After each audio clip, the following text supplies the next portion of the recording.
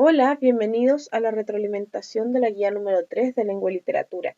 En esta guía colocamos en práctica lo visto en el PowerPoint sobre género narrativo. Vamos a revisar algunas de las preguntas de selección múltiple para que puedan ir corrigiendo y se dan cuenta de las pistas que el texto nos otorga para poder identificar, como en este caso, el tipo de narrador presente. Texto número 1. Un relámpago había desgarrado el cielo y tiritado lívido durante el espacio de un segundo. Luego fue un golpe sordo, un trueno, y otra vez un silencio espesándose. Ella había mirado desde entonces a su alrededor y notado de pronto que era casi invierno. Un trueno, un solo trueno, como un golpe de gong, como una señal. Desde lo alto de la cordillera, el equinoccio anunciaba que había empezado a hostigar los vientos dormidos, a apurar las aguas, a preparar las nevadas. Y ella recuerda que el eco de ese breve trueno repercutió largamente dentro de su ser, penetrándola de frío y de una angustia extraña, como si se hubiera anunciado a sí mismo el comienzo de algo maléfico para su vida. María Luisa Bombal, la historia de María Griselda. En este texto se nos pide reconocer el tipo de narrador. Para reconocer el tipo de narrador presente en un texto debemos darnos cuenta de los pequeños detalles que nos da el mismo texto. Aquí, observa los hechos con objetividad. ¿El narrador en algún momento dice cómo se siente el mismo? No, ¿verdad? No hay ningún momento donde el narrador diga tuve miedo, me sentí solo, estaba triste. Entonces está observando los hechos con objetividad. Eso significa que la respuesta correcta debe sí o sí estar la alternativa número 1. No está en la letra A, tampoco es la letra B, tampoco es la letra D. Está presente en el lugar en el que ocurre el relato. ¿El narrador está ahí físicamente? ¿Hay algo que nos diga, sí, el narrador está ahí porque dice yo estaba ahí? No, ¿verdad? Entonces la número 2 no puede ser. Eso significa que la letra E no es. Por ende sería la letra C.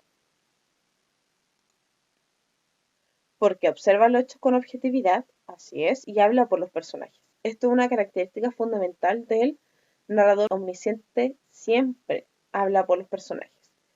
En un lugar de la Mancha, de cuyo nombre no quiero, fíjense aquí cómo está este verbo, esta acción quiero.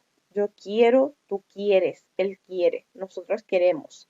Quiero, yo quiero. Eso es una primera persona gramatical. Acordarme. No ha mucho tiempo que viví un hidalgo de los de Lanza de Astillero, Adarga Antigua, Rocín Flaco y Galgo Corredor. Una olla de algo más vaca que carnero, salpicón las más noches, duelos y quebranto los sábados, lenteja los viernes, algún palomino de añadidura los domingos. Consumían las 3 partes de su hacienda. Frisaba la edad de nuestro hidalgo con los 50 años. Era de complexión recia, seco de carnes, enjuto de rostro. Gran madrugador y amigo de la casa. Miguel de Cervantes, el ingenioso hidalgo Don Quijote de la Mancha. ¿Qué podemos afirmar respecto a este narrador? ¿Se restringe solo a describir el ambiente y los elementos externos? ¿Es lo único que hace? ¿Intenta mostrar características psicológicas por medio de la descripción física? ¿Conoce al personaje del que habla? Si nos dice que cómo es el personaje físicamente y nos está narrando él, entonces sí podemos decir que conoce al personaje. Muestra las características psicológicas por medio de la descripción física. Era de complexión recia, seco de carnes, enjuto de rostro, gran madrugador y amigo de la casa. Ahí está haciendo un juego de descripción psicológica a través de la descripción física. Y la 1 se restringe solo a describir el ambiente y los elementos externos. No. Entonces en esta lo correcto es la letra D, 2 y 3.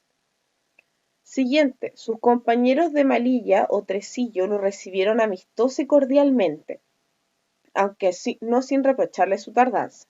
La hora de la cita había, en efecto, pasado ya con mucha prisa y estaba sudando. Echó mano al bolsillo en busca del pañuelo para limpiarse la frente. No lo halló. No se trataba de un pañuelo cualquiera, sino de la obra acabadísima de alguna de sus hijas espirituales consideradas de él. José María Roa Bárcena Lanchitas. ¿Qué tipo de narrador es? Omnisciente, personaje, testigo. Recordemos sus características. El omnisciente sabe lo que siente, lo que piensa, lo que vivió y lo que vivirá el personaje. El narrador personaje solo sabe lo que podría saber uno de uno mismo, porque el personaje está contando su historia. Y el narrador testigo, por otro lado, narra lo que puede saber de otra persona, pero él viéndolo, es como si fuese testigo de un crimen. De esa manera recuerden estas características. Entonces, este narrador es omnisciente por este detalle. O sea, en realidad son varios detalles los que nos lo dicen. Uno, lo recibieron amistoso y cordialmente. Yo no sé si una persona es amistosa realmente con otra o no. No lo puedo saber si no estoy dentro de la mente de esas mismas personas. Además, y aquí es esto, echo mano en el bolsillo en busca del pañuelo para limpiarse la frente. Si alguien mete su mano en el bolsillo, no necesariamente voy a saber para qué lo hizo, pero sí lo va a saber el narrador omnisciente, porque la característica es que el omnisciente es omnipresente también, es decir, el omnisciente sabe todo sobre el personaje, absolutamente todo. ¿Cómo y por qué llegué aquí? Por los mismos motivos por los que he llegado a tantas partes. Es una historia larga y lo peor confusa. La culpa es mía. Nunca he podido pensar cómo pudiera hacerlo un metro, línea tras línea, centímetro tras centímetro, hasta llegar a 100 o a 1000. Y mi memoria no es mucho mejor, salta de un hecho a otro y toma a veces lo que aparece el primero, volviendo sobre sus pasos solo cuando los otros, más perezoso o denso, empiezan a subir a su vez desde el fondo de la vista pasada. Manuel Rojas, hijo del ladrón. ¿Quién nos cuenta aquí la historia? ¿Es otra persona o es el mismo personaje? En este caso es el mismo personaje. Y estos fueron los detalles que lo delatan. ¿Cómo y por qué llegué? De nuevo, verbos. Yo llegué, tú llegaste. Ellos llegaron, vosotros llegasteis. Esto es primera persona. Y según el PPT que vieron, el único que narra en primera persona es el testigo o el narrador personaje. Pero el testigo narra en primera persona y segunda persona.